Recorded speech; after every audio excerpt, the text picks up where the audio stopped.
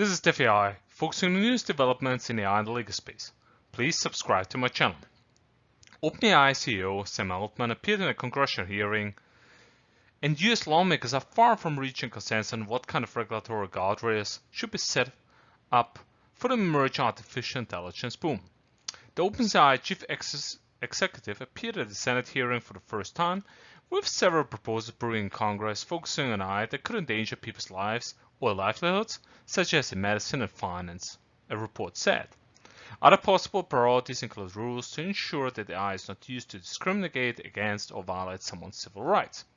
Another debate is whether to regulate developers of AI or the companies that use it to interact with consumers, and OpenAI has previously discussed an independent AI regulator.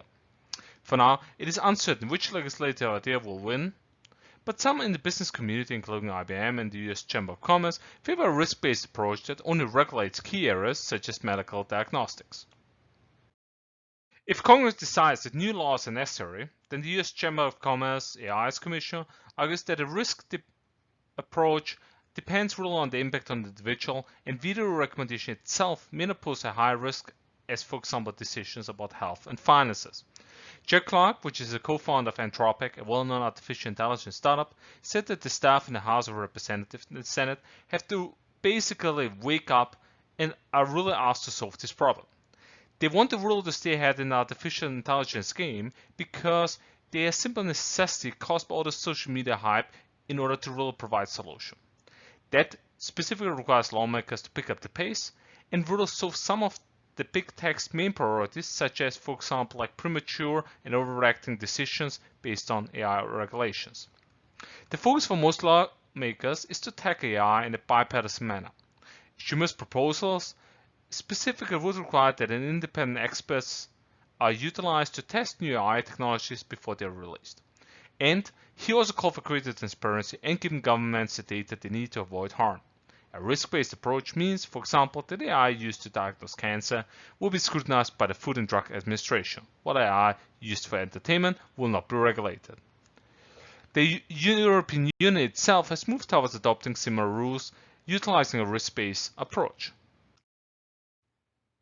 Now, but some lawmakers said that the focus on the risks didn't seem to be really enough, introducing a bill calling for the government to create an artificial intelligence task force. He said he advocated a values-based approach to prioritizing agendas such as privacy. Furthermore, he also added that risk-based rules could be too restrictive to spot dangers, such as AI being used to recommend videos promoting white supremacy. Lawmakers also discussed how to best ensure that AI is not used to discriminate racially, for example in deciding who gets a low-interest mortgage. Similarly, companies like OpenAI have also come up with their own initiatives in order to address these challenges. In a speech at Stanford University, OpenAI research scientist Colin O'Keefe proposed the creation of an agency that will require companies to obtain a license before training powerful AI models or operating the data centers that facilitate them.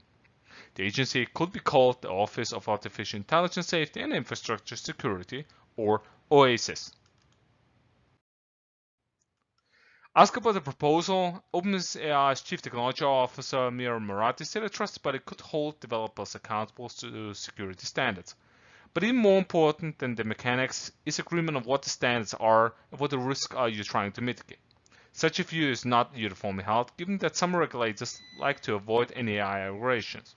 Care should be taken to not allow AI regulators' proposal to become a mechanism for government to micromanage computer code such as search engines and algorithms, as was voiced by some lawmakers. This is Steph AI, focusing on news developments in AI and the legal space. Please subscribe to my channel and put in a question or feedback in the comment section. Goodbye.